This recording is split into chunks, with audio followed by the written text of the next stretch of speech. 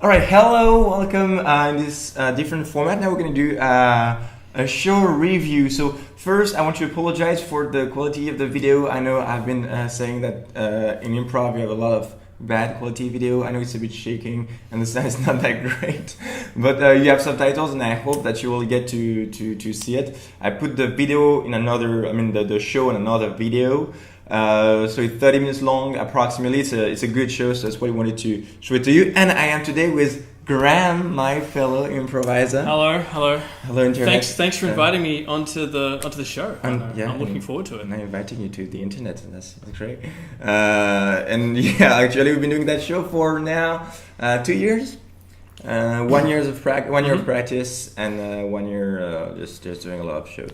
And this is the first time it's going to appear online. Yeah, the first time I do that online, I'm happy. I want to do more of that. So reviews. So the idea is to show you the mechanism behind what we're thinking about when we're doing our show, where we were heading to, the mistakes that we made maybe as well, and basically how we roll when we're doing a long format. So it's about telling a story in 30 minutes. Usually do 1 hour. This is going to be 30 minutes. We did that at an Improv Festival. And yeah, people liked it a lot, I think. I hope so. Okay, so let's dive into it. So, alright, the famous introduction.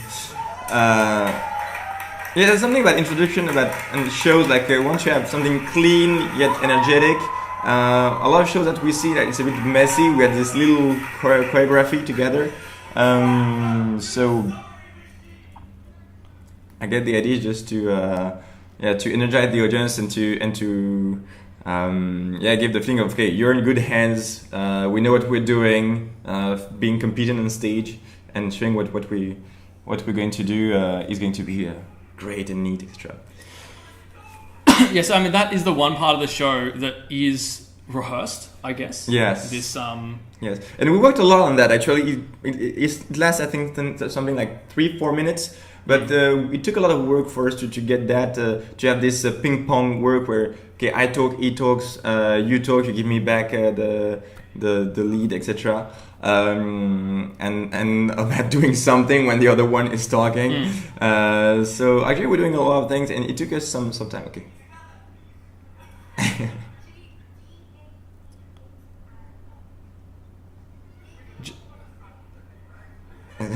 So that's one of the things. So we're asking the audience name. When you are interacting with the audience, if you don't get it or you don't want to break the rhythm of the show.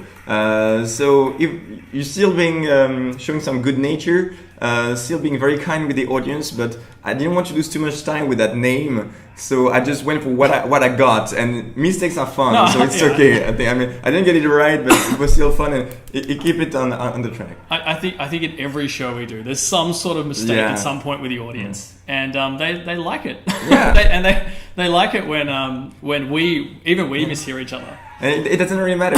It's you're still connecting with the audience and asking them for something, and you're building something together, so it can be even better. There, I made a mistake again. I heard his heart, and I heard he's hot. He's hot. Yes, that's hot. right. So yeah, that's so that's. But I mean, the thing also is because it's hard. I couldn't do anything with that. I think somehow I was really ready for a trait, a feeder. Once again, we could have gone, no, it's hard, no, something more. No, not waste time, just go directly for something. I think it's perfectly okay to misunderstand the audience, even a litlittle bit intentionally, if that will make the show better. But I did it a lot. This is like my third mistake, like in 2 minutes, where I had a problem like understanding sociopath. But what did they say? Do you remember? Sociopath. They said sociopath. But I understood like social animals, something like that. Right. I didn't get the last part, but I got it. So introducing the concept with the props. Right. So we give each character a prop in the show. Yeah. And so you can't see the props here, but we've actually got a series of different props, all sort of weird, wacky props along the front row, which we ask the audience to run out and give us. and there's one prop associated with a particular character, which is what we're talking about here. And we're very happy because we had a lot of brand new props, because we get really quickly bored, because when we use props we know how to use them after a while, and the tricks are out. But now when we have new ones, it's really exciting even for us, and I think that's something they say a good format, a format that can do 300 times without being bored, and I think that's what we still managed to achieve with the Story Machine.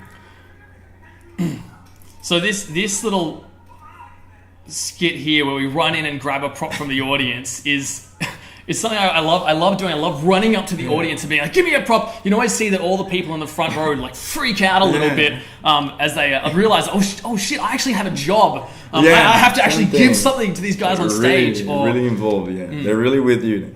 And then that we broke a prop. So once again, mistakes and broken things. So then we broke the earth, and I said, okay, nice Pac-Man. So just rehabilitated it somehow, and that's it. It's about mistakes, and that's what makes the spiciness and the individuality of the show. And then interesting the plot device, which we totally didn't completely use. Forgot Spoiler alert! Because we were having so much fun, everything was going fine. And if the format is, if the show is good, you can throw the format out the window as long as it's good.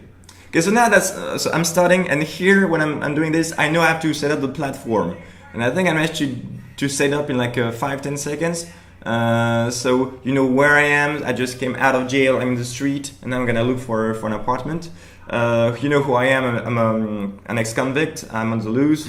You know what I'm doing. I'm looking for a place to hide. And when I just escaped. And I'm already and the relationship now we're going to establish is almost already there, because we don't know maybe what's going to happen, but for sure there will be some conflict right here. So what were you thinking when you're coming on stage? So I think like what both of us did is when we came on, we just like gave ourselves some really strong physical action. Yeah. Right. So I just started coming on and just playing the guitar in a weird way, and I let that set my character as being this sort of like laid back, cool, like slightly sleazy dude, right? So I let the physical characteristic I gave myself set the character.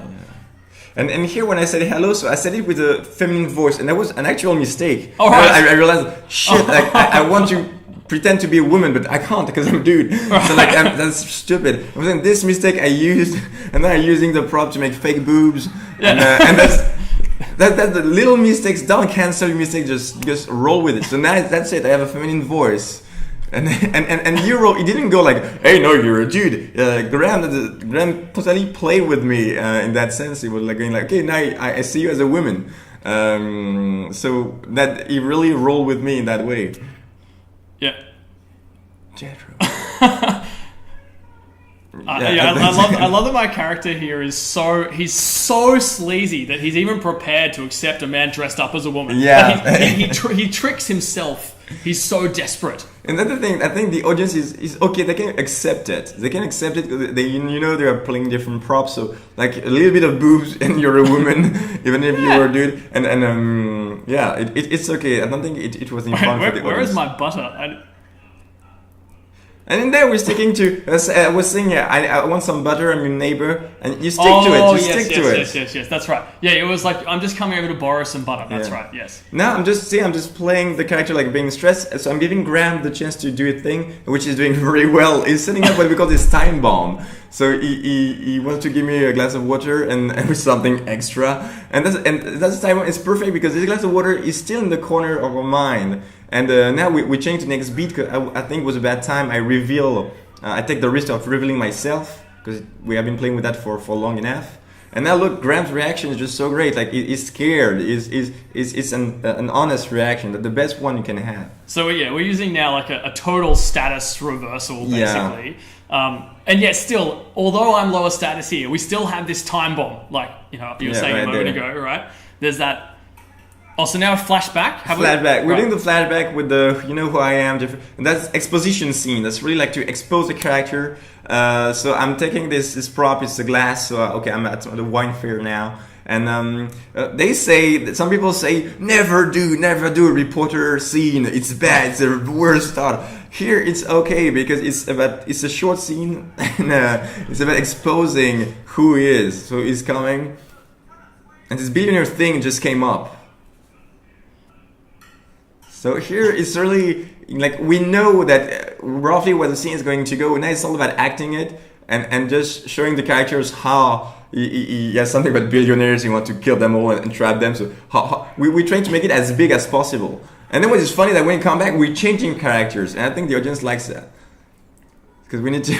The hardest part is mimicking Charlotte's physicality, but it was not very identified before. But it was more like the way we were playing, not so much in the physicality. I think the props help a lot.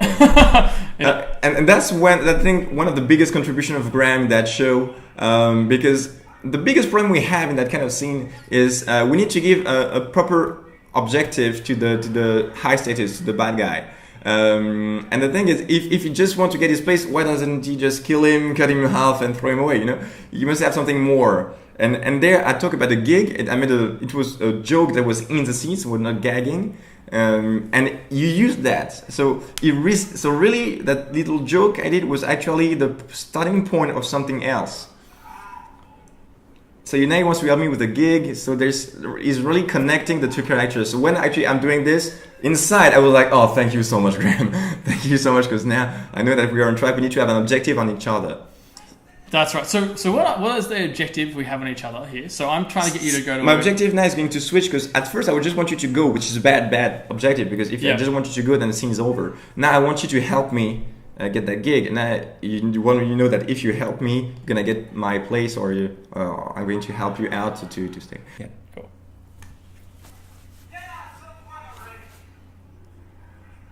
Yeah, so here, like, bringing back the time bomb to make the plot move forward, to change the status mostly, to get the status reversal happening. Yeah, so this is funny because I was trying to make friends with you at this point, but I realized we really had to have this time bomb resolved, right? I think the timing was correct, because we had enough time where, okay, the high status was high and you needed to change. Either you have a dramatic change, like what's going to happen, either it's gradual, but since we're on a short format, and I think immediate change is more dramatic. Could you really not hear me then? No, it's just that I thought that the audience wouldn't hear you, okay. So just aim to keep your voice high. It's quite funny though, they quite liked it. Yeah.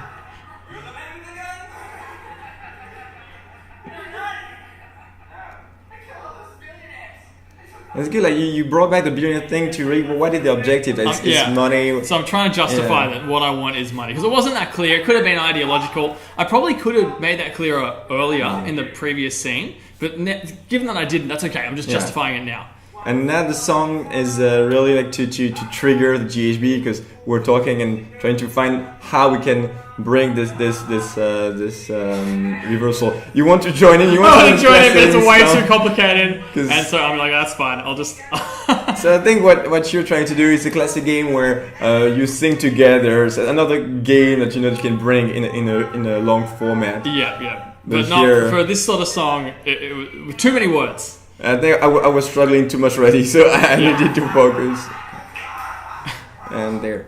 So there now, I know that I have to call the police. I'm supposed to give it to the police. But if I do that, I'm solving the problem and at the end of the story. So I cannot do that. Yeah. Fortunately, you gave me before this idea that I want the paid gig and you can help me for that. So that's why I can hesitate and go back and say no and keep the relationship going. That's right. That's right. And that's great. So your character has a conflict, right? There's two objectives. Like, one is for your safety, but in the end, the objective that matters more is like, I want to be famous, right? I want to get this gig, right? Exactly. So he decides in the end not to call police, right? And now it's a good time for me to move on because I need an ellipse so we can wake up and change the relationship. So I think the first prop I can have that threw a lot of me. And I just called back. I didn't need to invent anything. What we had before was a reporter, so I just went back to the reporter.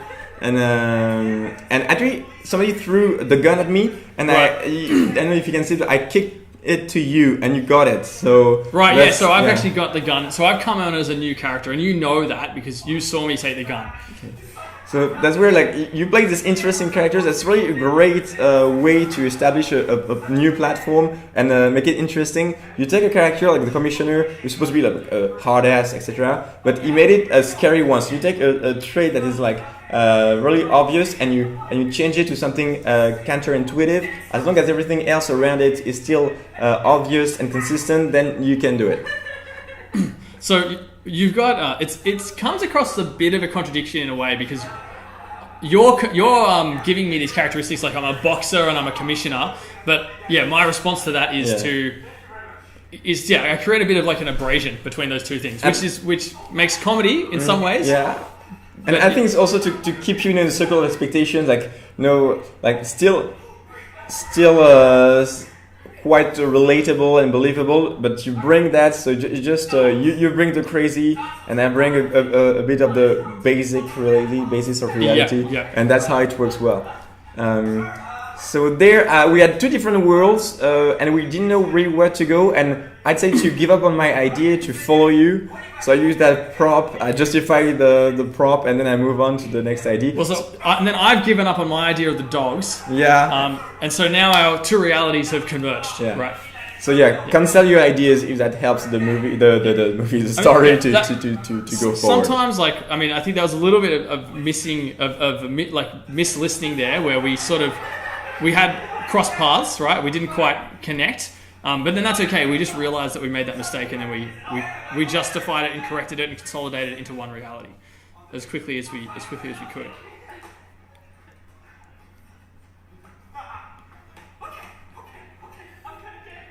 All right, and now once again you give an objective to the commissioner. Like he wants to get the guys, so he doesn't want to get fired. And now we go back to the other scene. So we have established an antagonist, roughly their plan. And now we can go back to the main characters and play this status reversal.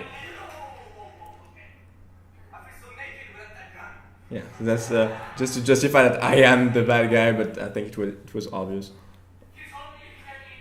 So I'm straight away introducing that objective that I have on you. So it's not just a general objective; it's specifically something I want from you. Yeah. And now, trying to rise up the stakes is why I bring the police ball, and to make the characters converge, because we're reaching like the midpoint or 2/3 of the story. So we're going like to the climatic moment. So danger, go to the most dangerous idea that you have. Take the risk to put your character in danger. So and that's the place where the worst place the gig can happen. So that's why to me it's quite obvious.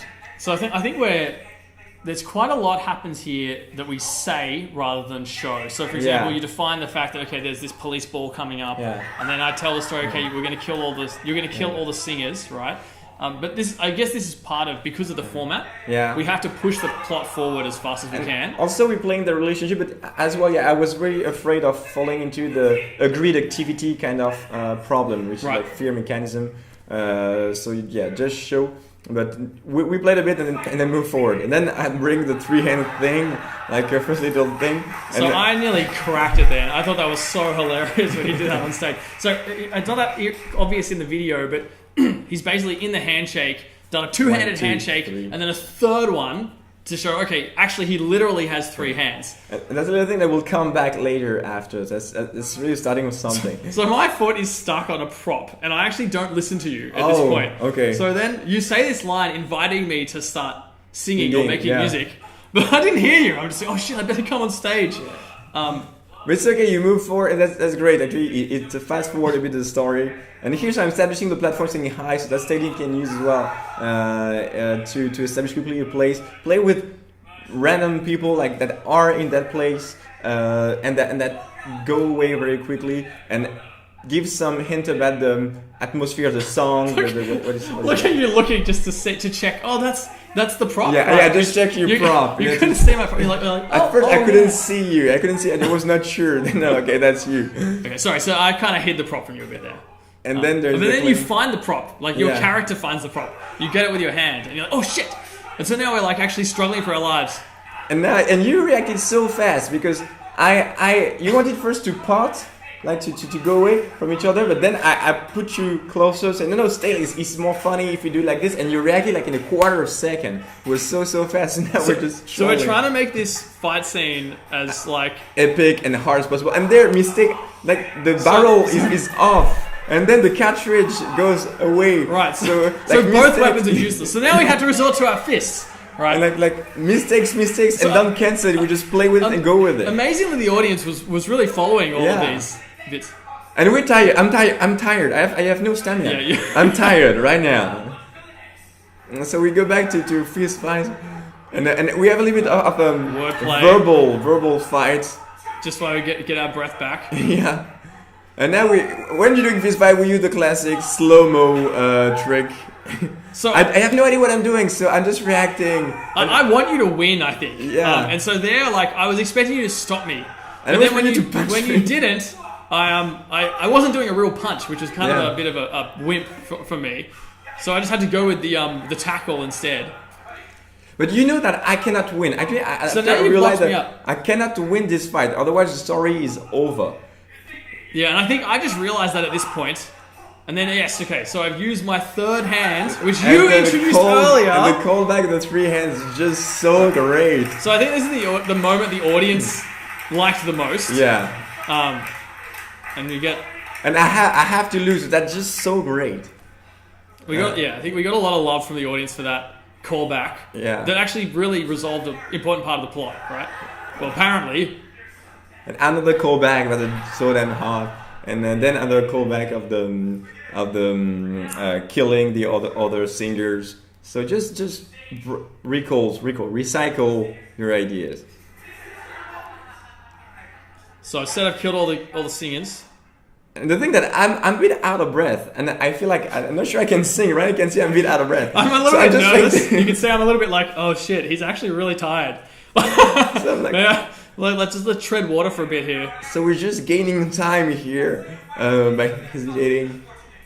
But it's nice that you tell the audience hey guys, I'm really tired. And play with it. And they love it. They love it. Whatever you have on your hands, just play with it.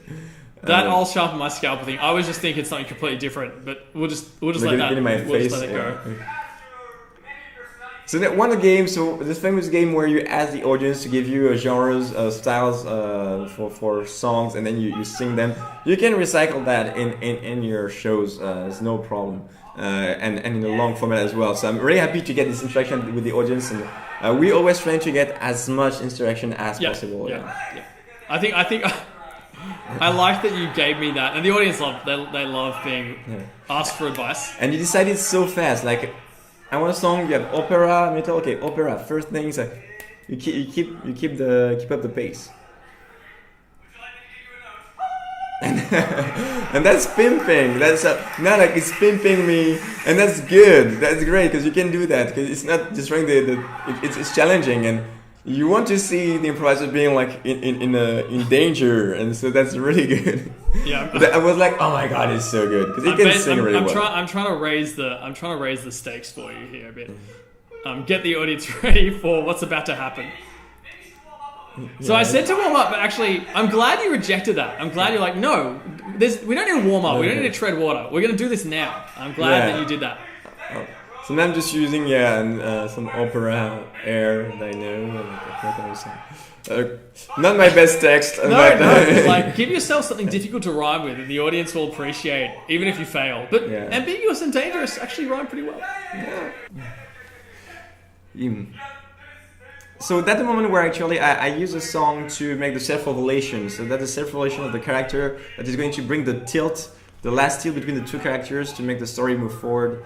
And realizing that, okay, I'm remembering everything I want, what I don't want. And actually I want to be the good guy, and I will take the most dangerous decision I can take here, which is revealing his identity and put my life in danger here.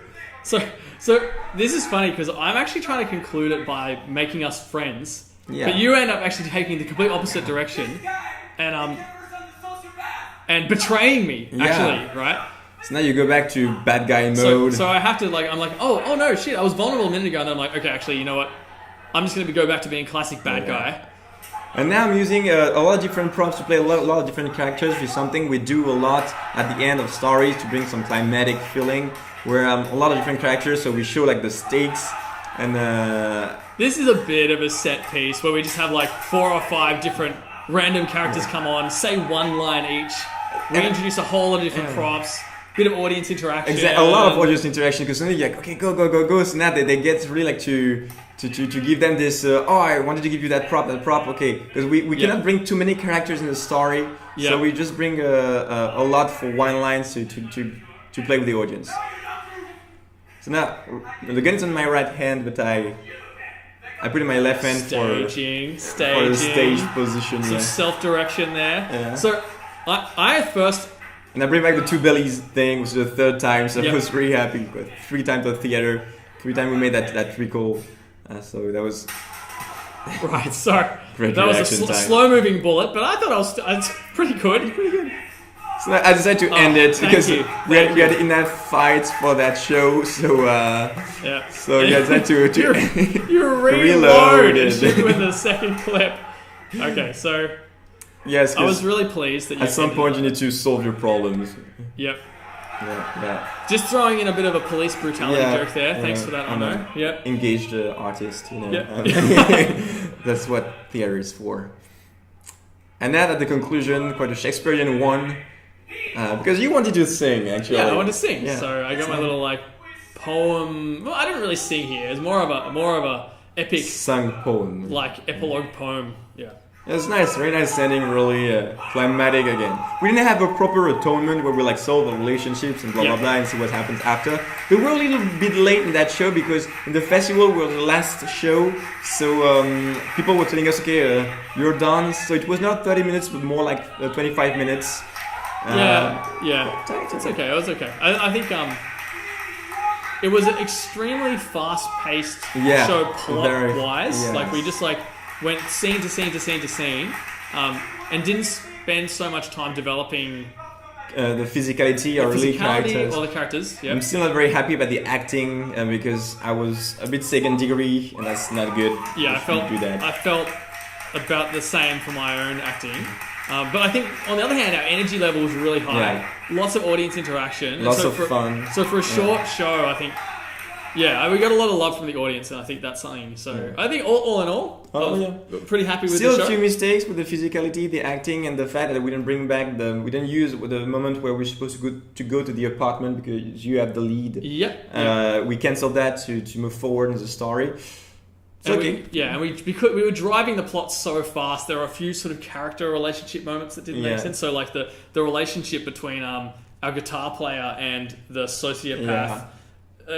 That relationship swapped statuses so many times. And the justifications were maybe not as strong as they could have been. Yeah, it was not very realistic, but I think we're having fun, and the audience bought it because we really went full on with that idea, and so the audience just followed us, and I don't know, we got a lot of love for the fight scenes. Fight scenes. Fight scenes are great. Fight. Do fight. Well, thank you very much. Thank you, Graeme. Yeah, let's do another one sometime. Let's do that again. Maybe not the 1 hour one. Maybe just the best bits. Something like that. Great. Of one of our shows, of other shows maybe. But thanks for this review. We hope that you learned a few things that helped you maybe. See you. Thank you, Graeme, and see you. Thanks, Arno. See you next one. Great. Goodbye. Goodbye. Something is not right.